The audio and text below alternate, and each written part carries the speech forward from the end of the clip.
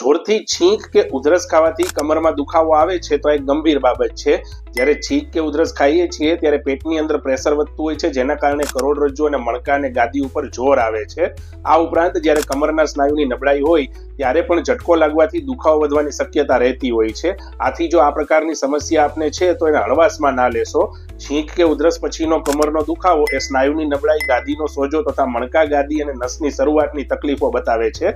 તો આવી તકલીફો થતી હોય ત્યારે રાહ ન જોતા યોગ્ય અનુભવી ફિઝિયોથેરાપિસ્ટ કે ઓર્થોપેડિક ડોક્ટરને કન્સલ્ટ કરવું જોઈએ અને યોગ્ય સારવાર ચાલુ કરાવવી જોઈએ। આ માહિતી સારી લાગી હોય તો અન્ય લોકોને પણ આ માહિતી મોકલાવજો। આપના શરીરના સાંધા, સ્નાયુ, કમર, ગરદનના દુખાવાના કારણોને જાણવા તેમજ એના કાયમી સોલ્યુશન માટે મને અત્યારે જ આ નંબર પર કોન્ટેક્ટ કરો અને આ જ રીતની હેલ્થ રિલેટેડ ટિપ્સ માટે મને ફોલો કરો। આપના physiotherapist doctor Hardik Patel, Surat. Thank you.